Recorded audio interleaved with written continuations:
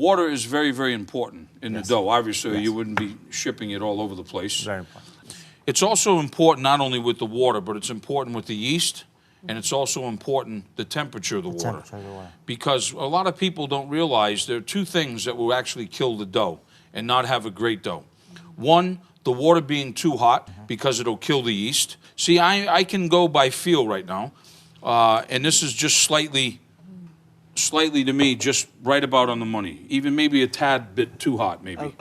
Yeah, it's a bit too hot. So if that works, what you're going to do, if it's too hot, you can always just add a little bit of water. That's exactly what I'll do here to just kind of cool it down a little. Now, the other important thing is the yeast. Now, if you can see here in the bowl, I have a packet of the yeast right here, and this is what kills me. I get more letters about why the recipes didn't work, and unfortunately, why they didn't rise, how come they didn't rise, that mine didn't rise, and what most people don't realize is to check the expiration date on the package of the yeast. Now, in a commercial atmosphere that we have with restaurants, we buy it in bulk form, we know, we use it, et cetera, et cetera. But the average person at home does not realize that there's an expiration date that they have to check to make sure that the yeast is gonna, well, the next step is called blooming the yeast. And that is basically when you take the yeast, folks, with the water.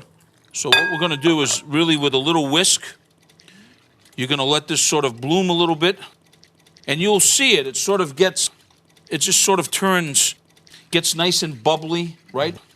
I actually have one right here so people can see one at home. You see how it's sort of in this here? And that's what it does. It's the yeast is just combining with the water. Now, what we're going to do once it's bloomed is we're going to add that bloomed water and yeast into our bowl. Something that makes the yeast sort of very happy is sugar and salt. So we're going to add just a little bit of sugar. Not too sweet. It's a savory dough. But now, as John said, a nice little bit of salt in there. Now it's getting really, really happy. Good olive oil. I like to put a little bit of olive oil in it. And then basically we'll bring the flour to the table. So we're going to start with basically, that's 1 cup. Let's see. And you know what? Guys, as you know, with humidity also plays a little, that's 2 cups. We're going to see what that brings us. Humidity also plays a really important role because it changes.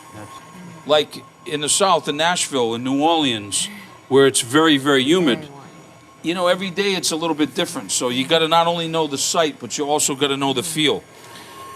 So now what we're doing is we're bringing this together to form what's called a ball. And we're incorporating, as you can see, some friction that will go against the side from the dough hook. Now, you can do this by hand, but obviously you guys are doing this, and you guys are making a lot of dough.